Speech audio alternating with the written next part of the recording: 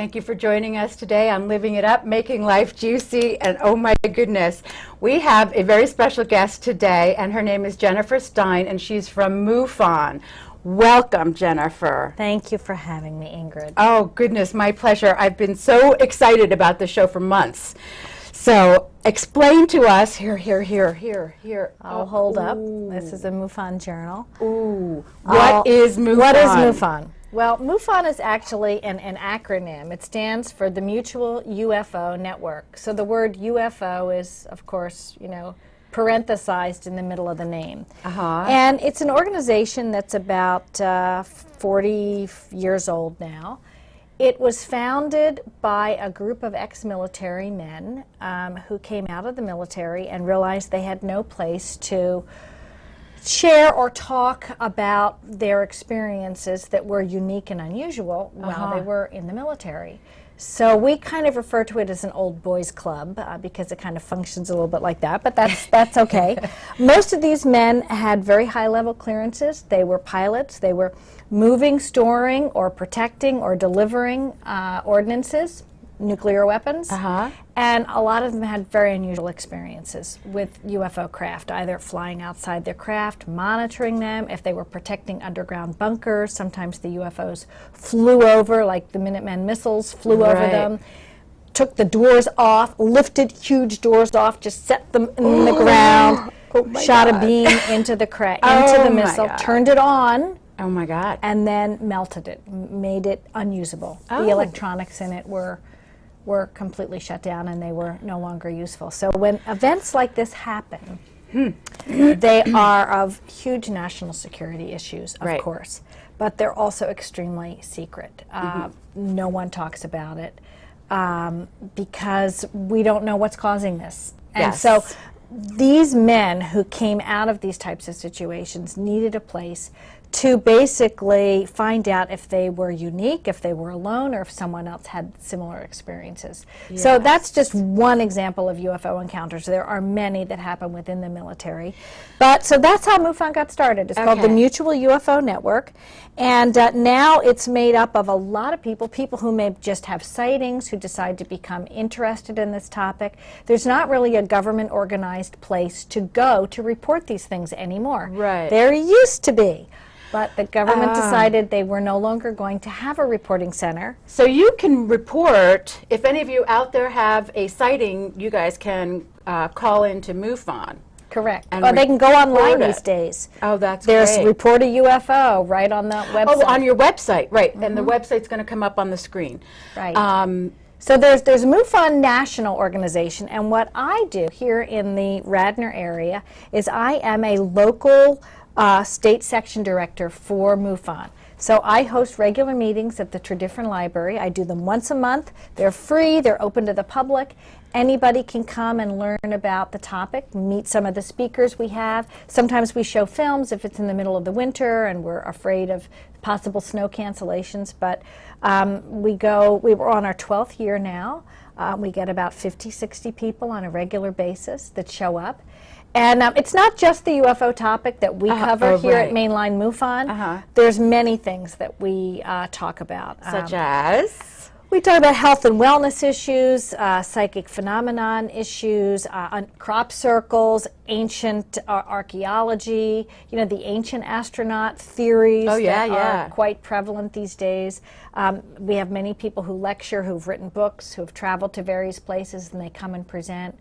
We have an architect presenting in June on ancient sites as well. I think he's going to talk about Egypt and its relationship with the Mayan pyramids and things like that. That's awesome. Yeah, I have a plaque from the Mexicans that from a trip to Mexico that has the astronaut on his back, like looking up. And, it's very interesting. When they found that on the cover, on the top of a tomb, of a sarcophagus there, it's quite interesting. What does it mean?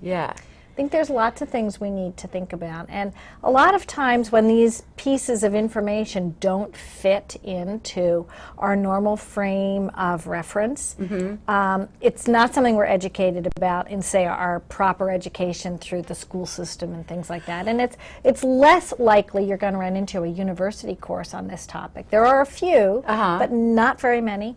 Academia. Oh, wouldn't that be fun? Academia has really wanted to kind of turn a blind eye to this topic because it's debunked, so it's not considered real. And how are you going to have a legitimate university presenting coursework on this unless it's considered a viable topic to study? So we're still, unfortunately, in a mindset where there's a huge laughter curtain about this topic, and if you're going to discuss it or come out and just talk about a sighting you had or something like that, you face a lot of ridicule. Yes, and that was planned, as we were talking before earlier. That was definitely rigged to be how this country deals with unidentified flying objects or anything unusual or unique or different. Yes, people interested in knowing more detail about that can Google, just online, they can Google the Robertson Report, which was produced by a government investigative group called the Robertson Panel. This was in 1953. And they were commissioned to basically come up with a statement that UFOs aren't really a serious issue, and how we would then in the future deal with the UFO topic, because between 47 and 53 it was on the cover of Washington Post, New York Times, LA Times. There were lots and lots and lots of sightings, and they were reliable sources making the sightings. They were astronauts, they were, or people training to be astronauts. They were pilots, they were, aeronautical engineers. They were people in the military. And the newspapers were paying attention, and the media was paying attention, and they needed to turn that off. So the Robertson Panel was the way they did it. And anyone can go online, you can find it, Google it, and read it. It's a very interesting, 20-page document. Yes. So it's not that we can find out about this.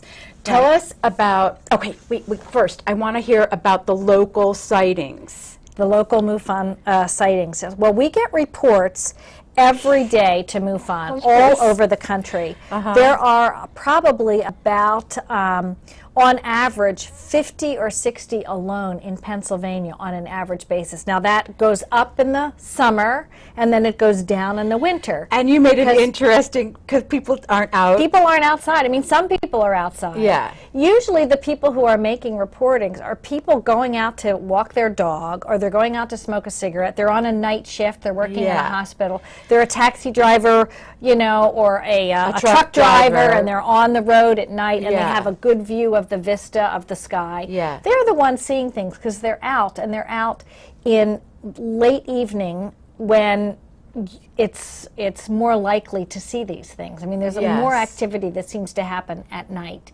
So they report very unusual lights. But in this area alone, every time I do a program, there's often somebody that comes up to me and says, I saw something last week. I saw it down in Westchester. I saw it out here by King of Prussia. Or I saw it, down in Center City. I had somebody report a sighting. There was a Bruce Springsteen concert not too long ago in Center City, and there was probably a couple thousand, 2,000, 5,000 people right in front of the Art Museum. There were about 5 videos posted on YouTube the next day.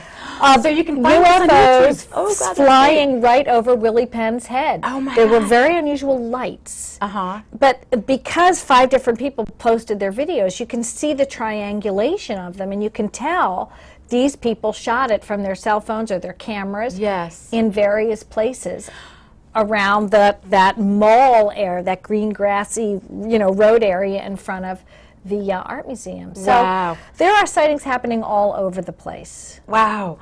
Okay, and then what are the shapes, the different shapes that you're seeing, that people are seeing? And if you have a sighting, if you have one, do not hesitate to call MUFON or report it online or something. Yes, people are often very, very hesitant to report it. And Don't And be ashamed. One of the things, Don't be bullied. on that note about the ridicule factor, I just want to mention that we do some discussions in our group after we have a program or we have a speaker, we have a Q&A, and a lot of times people will share information. They'll say, hey, you know, I was in the military, or I had this sighting.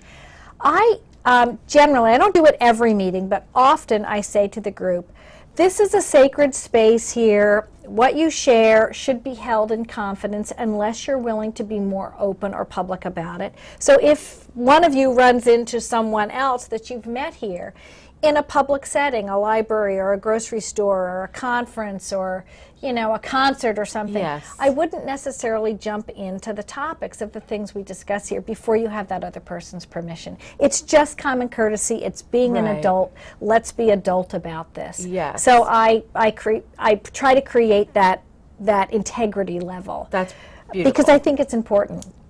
And following that Safe thought, space. if you make a report to MUFON, say if you say something or you see something and you want to make a report, your name is held in confidence in MUFON files. It's electronically organized these days, so people can go in and research the material, but unless they are a MUFON field investigator, which is a specific trained course they go through and an elaborate testing they go through to investigate UFOs, unless they are someone inside MUFON, a state section director like I am, they cannot get access to who you are or your name or anything like that, the way the computer system is set up. Excellent. And Excellent. so your name stays anonymous, so you will not have numerous people calling you. You'll make a report and someone from MUFON will call you, and depending on the type of sighting it is, whether it's just a light in the sky or whether it's a full craft landing and actually seeing a being come out of a craft, we call them close encounters of the third kind, sort of. If I can't imagine why. often we will send in what we call a STAR team, and we will actually do on-site investigation where we will do soil samples, we will try to take tree or plant samples if we see changes in that, and we try to get there within days of the sighting. Yeah. Because this helps build reliable data that then Yes. can be compared to other, Now, has this happened locally? Yes, in fact, right in Where?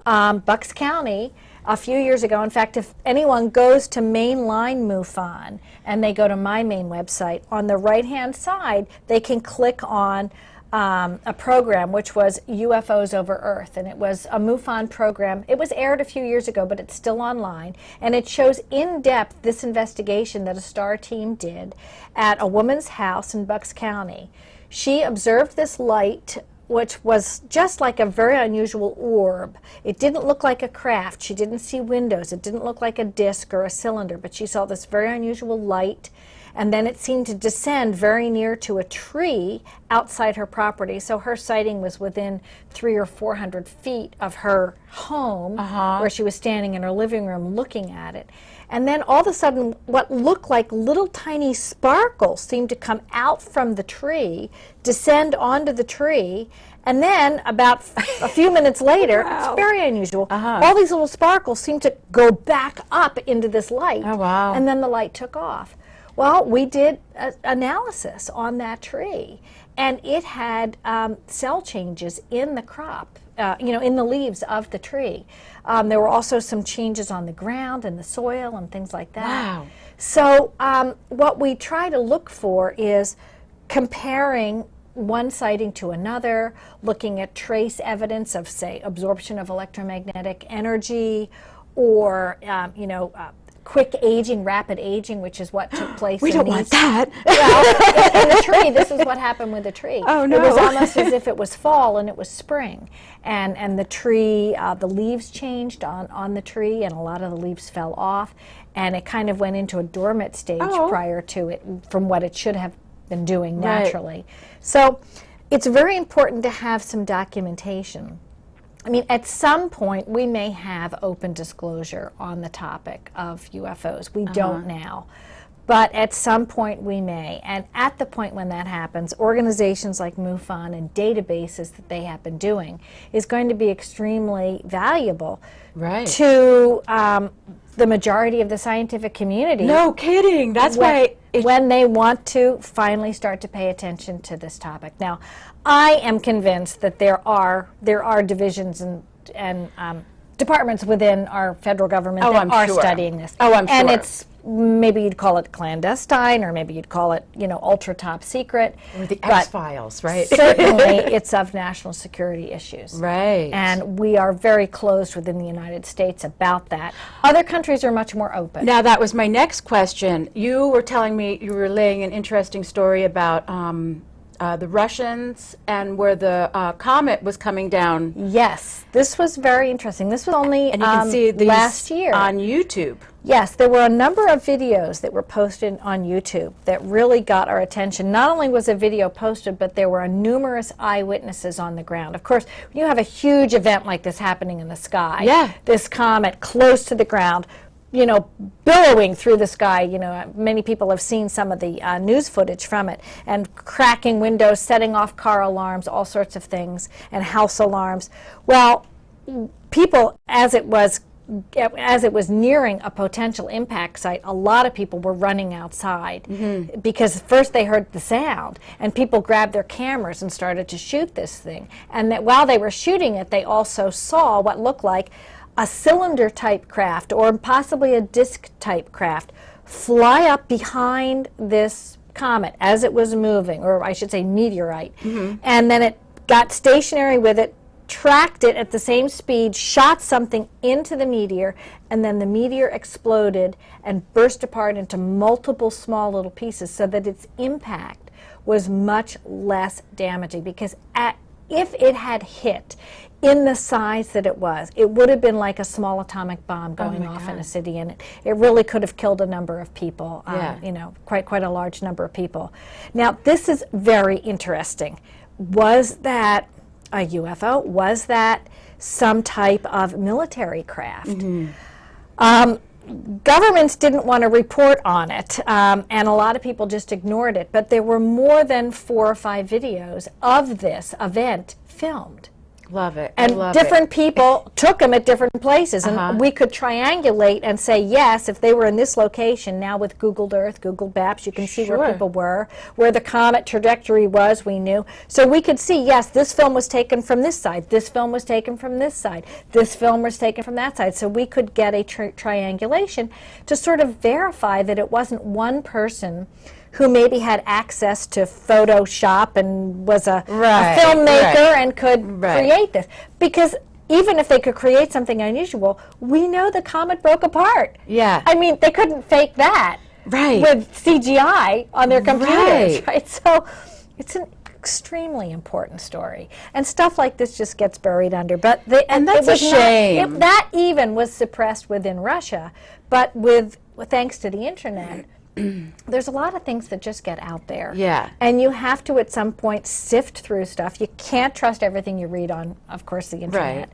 But you have to sift through it and see what you think. Now, there's an awful lot of activity that seems to be protective. Another thing like this going on in Mexico is there's a huge volcano near Mexico City, which has from time to time had volcanologists there studying it because they're afraid it's going to blow. There have been prepared potential mass evacuations from Mexico City because of the fear of this, so they prepared for these evacuations. UFOs fly over this volcano, drop something down into the volcano, or shoot something into it, and it goes into a dormant stage. Out. This has happened. Oh my God, I love this this has happened many times. If anyone's interested in that topic, the person who's the expert on it is Hami Masan, and you can go to Hami Masan's website. It's spelled like Jamie, Jamie, but in Mexico he pronounces his name Jaime, and it's Musan, Mauson, I believe, or A-N. Jennifer Stein from Mainline MUFON. Where are we? Here. Okay, there we are.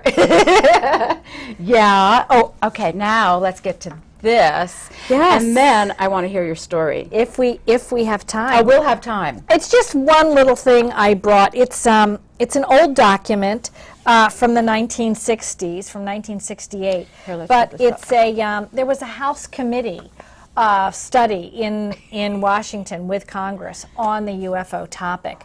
And a senior physicist named James McDonald, who worked at University of Arizona, prepared like this 40-page document on all the amazing evidence that scientists like him were looking at in trying to understand the UFO phenomenon.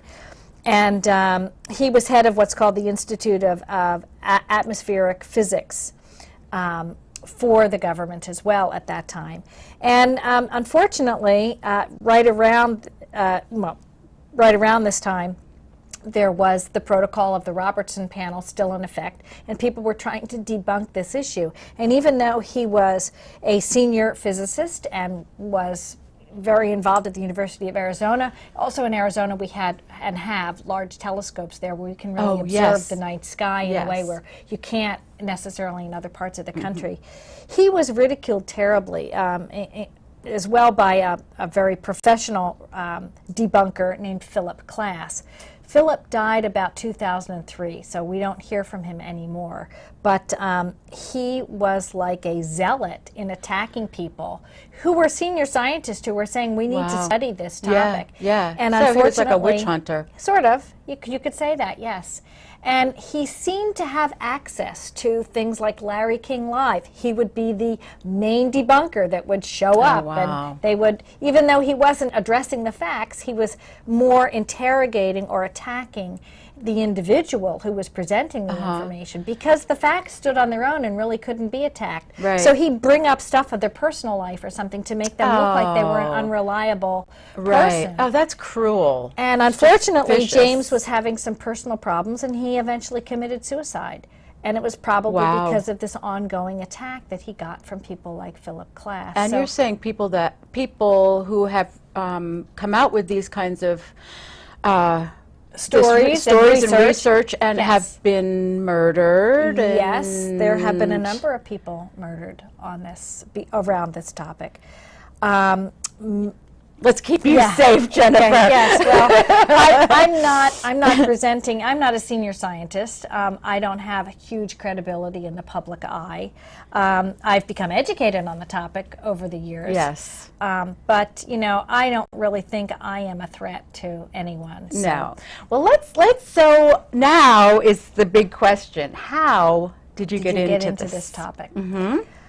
Well, I have to say there was a precipice that I faced in my life where I had to decide whether or not I was going to really seriously look at this topic or not. And it's because of a sighting I had myself. I had a sighting when I was 19 in my parents' home. I lived in the Lansdale area.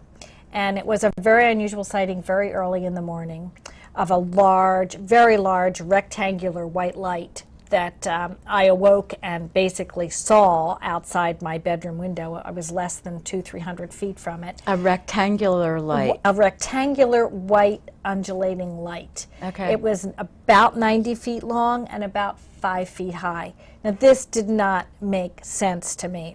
What kind of rectangular light flies? I mean, it was just very strange. And I didn't know what to do with it. I was journaling at the time. I was doing a lot of dream journaling, and I wrote it all down as a dream in my journal. Because this was like 5:30 in the morning, you were saying. It was 5:30 in the morning. Except what happened is when I saw this light, after it took off, I went into my mother's room and had a conversation with her and said, I was all upset. I was crying. I was agitated. I said, Mom, did you see there was just did you see this thing outside the window? Because we had a modern house with floor-to-ceiling windows in our bedrooms. Oh, that sounds beautiful. And this was right outside our windows. And really she miss looked that. at me. She was asleep, and she looked at me, and she wanted to know if I was on drugs. Because I was so, I guess she could tell I was upset. By the way I was appearing. You're agitated. I was agitated. And I woke her up, and she was stunned by that. And I was at the age where you experiment with things like this, and I just got more upset with her. I said, no, and I was angry, and I said, not on drugs. There was just a huge craft out here.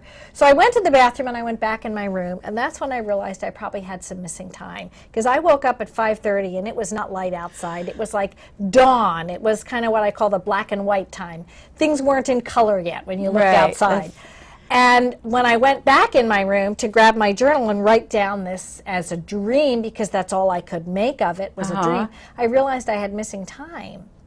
And that didn't make sense. So I just laid down, and then I looked outside and realized it was light. I said, it can't be 7 o'clock, it's 5:30. And I look outside, and of course it's light. So I laid down, held my head, tried to make sense of this. All the energy I had seemed to drain out of me. And I woke up a couple hours later at about 10:30, 11 o'clock, and I wrote the whole thing down as a dream. Except that I went and talked to my mother in the middle of this dream, which is a little weird. Yeah. I still could have had a dream, woke up, been confused, talked to my mother, and wrote it down. So, you know, when I was looking back through the journal, because I talked to my mother, I verified it. I went and asked my mom. I said, did I come and talk to you? And then, you know, did I wake you up? And she said, yes, and I was very mad at you. And she was still mad at me. And I just noted it in the journal. Okay, you know. I still didn't know, Ingrid, just from that experience, if it was real, even though I wrote it down. But I might have completely missed it had I not written it down. Right. Oh, I'm so glad you did. 25 years later, I'm visiting a friend of mine who was in a traveling road show with me. We knew each other very well, but we hadn't seen each other for a long time. I was in Hawaii. We were cooking dinner. We were in his kitchen. Now, he had been staying with my parents and I at that time. And he was trying to save enough money to get back home to where he lived. He was working some odd jobs in the neighborhood, mowing lawns and painting houses and saving enough money for his Greyhound bus ticket back to Florida. Right. And he was asleep in another part of the house. And oddly enough, we never seemed to talk about it at the time, but he had the same sighting I did. So we're cooking dinner, and he says, what happened when we saw that UFO? And I dropped my wine glass. It smattered all over the floor. I took a couple steps back. I said, wow, wait a minute. Oh, my God. I remember the me part of the story. I don't remember the we part. I don't know what you're talking about. And I said, I don't even want to know. I said, you take a pen and a paper. You go out in the backyard. I'll take my pen and paper. I'll go out in the front yard. And I'll write down my story, you write down yours, because I don't want you messing with my memory. I was really agitated and angry. I mean, I was frightened by it. Yes. I was like, gosh, I mean, all these years, this has been in my unknown gray box. Yeah, and as a dream. If you're going to pull it out, I want to really know. I don't want you messing with what I know. Yes. So I made him go write his story down. And sure enough, he's asleep in a sleeping bag, and he kind of he sees the same thing I see. Oh, my God. He doesn't actually talk to anybody. I don't think he's aware of any missing time. But somehow, and this is very strange, he had the awareness that we were both seeing it. Yes, so that's what I was this saying. out of body, out of mind, distorted, How did he know that you knew? How did he know I knew? And how did he know? It's just very strange. So we've never been able to really figure that out. But when I knew he saw it, that's when I realized, okay, I'm on a precipice in my life here. Either I allow myself to be informed that this is real. Okay. Or we've got like 2 more minutes. Well, as you can see, Ingrid, I was willing to step off the cliff. And I decided I would start a local group. I would start to read about this, start to become educated on it, start to speak and share, because I know what it's like when you go through a sighting and how disorienting it can be, and I want to help other people. And you get asked if you were on drugs, like your mom did. Right. So, and you also have a show here on Radnor Studio 21. I do have a show on Radnor 21, and we have a great MUFON conference coming up this summer, this July of 2014. So if you happen to be around, go to the MUFON website and find it. It's the middle of July in Cherry Hill, New Jersey. And it's going to be great. 4 days of programming and things like that. So. And you've also done a movie. I've done a documentary. Called The Disclosure Dialogues. It shows on this network. Radnor Studio 21. And you can also, Googled it and see, if you just Googled The Disclosure Dialogues, you'll find a little short piece that's posted online.